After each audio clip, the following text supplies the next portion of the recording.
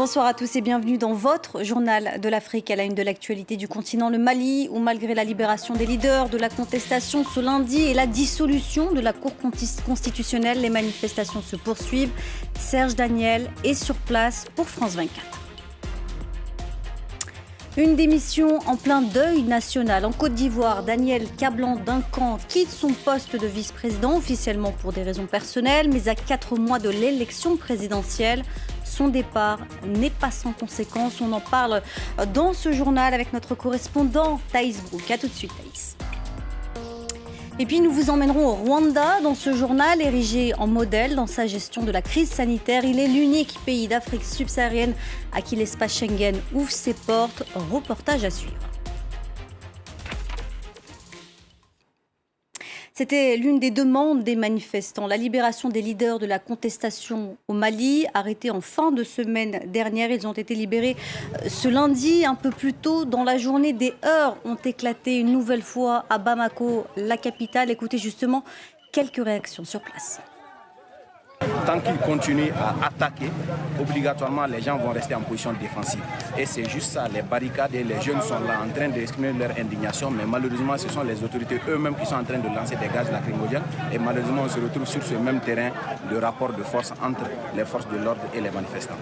Et nous on est prêts à mourir pour cela parce que quand vous regardez même mon œil gauche, moi j'ai reçu un jet de gaz en pleine figure hier et j'étais presque inconscient, mais aujourd'hui encore je suis sur le terrain et je suis là pour réclamer mon droit. Nous voulons un changement profond. Notre combat ne se limite pas seulement à la dissolution de l'Assemblée, mais notre combat c'est vraiment pour son départ, une bonne fois pour toutes et pour un nouveau Mali, la construction d'un nouveau Mali.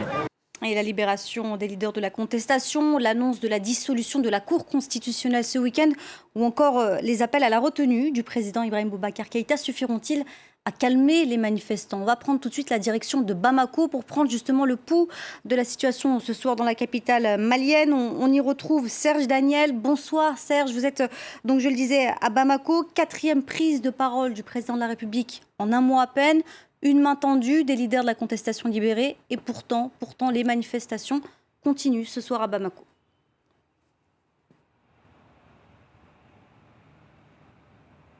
Mais il y a des micro-accrochages quand même, parce que l'épicentre de l'effervescence, c'est dans un quartier qu'on appelle ici Badalabougou. C'est le fief de l'imam Mahmoud Dicko. Il y a des forces de l'ordre qui se sont présentées et des centaines de militants du chef religieux ont donc mis des barricades, brûlé des pneus, empêché les véhicules de circuler parce qu'ils voulaient protéger, disent-ils, l'imam Mahmoud Dicko. Alors ce qui s'est passé, c'est que les forces de l'ordre sont intervenues cette fois-ci pour enlever les barricades, pour prendre position, par exemple, au pont des Martyrs de Bamako.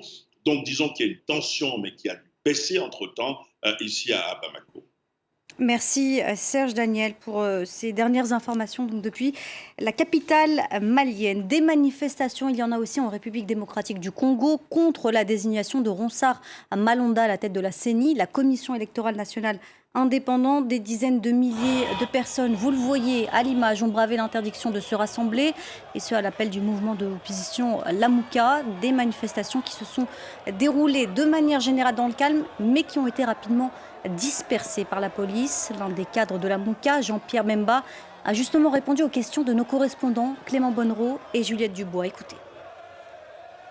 Aujourd'hui, nous étions mobilisés contre une décision qui était injuste, arbitraire, non transparente, non consensuelle, qui était la désignation unilatérale par un groupe politique des animateurs de la CENI. Depuis 2006, il est parmi l'un des acteurs de la tricherie ici, au niveau du pays, au niveau des élections. Et ça, tout le monde l'a noté. 2006, 2011, 2018. C'est l'un des poids lourds de l'entourage d'Alassane Ouattara qui jette l'éponge. En Côte d'Ivoire, le vice-président Daniel Kablan-Duncan a démissionné officiellement pour des raisons de convenance personnelle. Mais à 4 mois de l'élection présidentielle, cette démission peut-elle affaiblir le parti au pouvoir? On en parle avec vous, Thaïs Brouk. Vous êtes notre correspondant à Abidjan. Thaïs, il faut le dire, c'est un coup dur pour le président Alassane Ouattara. Oui, c'est sûr que quelques jours seulement après le décès d'Amadou Gon Coulibaly, Premier ministre et candidat du RHDP désigné pour la présidentielle d'octobre prochain, eh bien, la démission de ce poids lourd de la politique ivoirienne est une mauvaise nouvelle pour Alassane Ouattara. Dans un communiqué, le président ivoirien a rendu hommage à Daniel Kablan-Duncan parce que Daniel Kablan-Duncan, eh bien, c'est 30 ans au minimum de politique ici en Côte d'Ivoire. Il a été ministre de l'économie et des finances, ministre des Affaires étrangères, Premier ministre et aussi du coup vice-président. Eh bien, la perte du soutien potentiel de Daniel Kablan-Duncan, ça veut dire la perte de son soutien au niveau national, mais aussi au niveau régional. Il est très implanté au niveau de la région de Grand Bassam, pas très loin d'Abidjan. Alors, vous l'avez dit, la lettre de démission avait été déposée dès le mois de février sur le bureau d'Alassane Ouattara. Cela veut dire que Alassane Ouattara a essayé par tous les moyens d'essayer de retenir Daniel Kablan-Duncan à son poste de vice-président, mais sans succès. Et puis c'est la deuxième démission, en seulement quelques mois ici en Côte d'Ivoire au sein du gouvernement. En effet, Marcel Amon Tano, ministre des Affaires étrangères, a lui aussi démissionné en mars dernier. C'était lui aussi un poids lourd et il contestait le mode de désignation du candidat du RHDP à la présidentielle d'octobre prochain.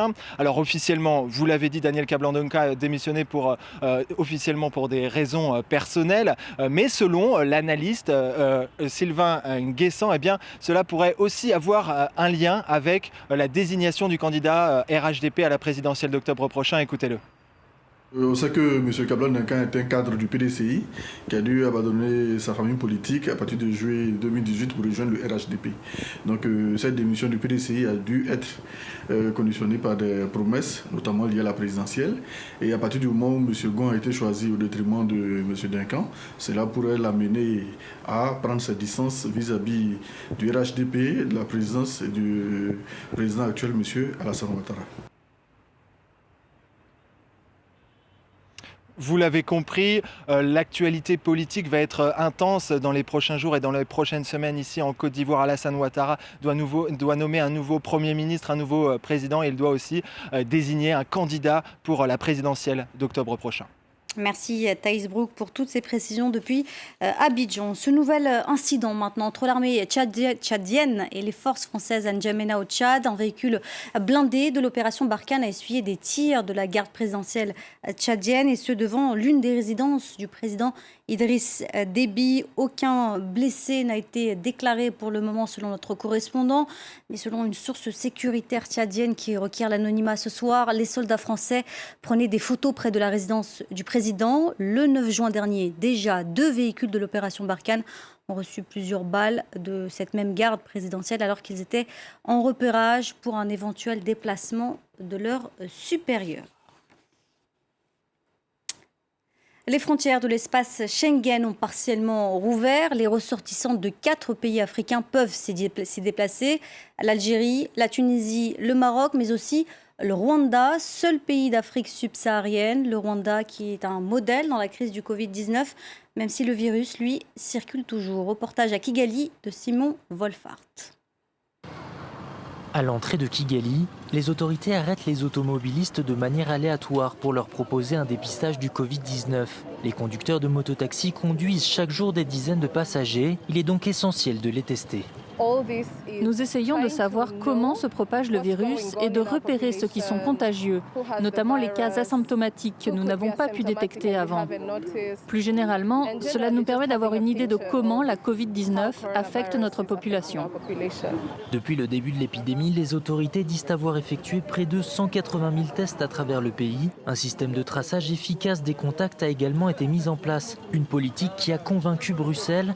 Le Rwanda est le seul pays d'Afrique subsaharienne considéré comme sûr par l'Union européenne. C'est une recommandation. Chaque État membre a le dernier mot sur qui il laisse rentrer sur son territoire. Le Rwanda était dès le début, a pris cette situation très sérieusement.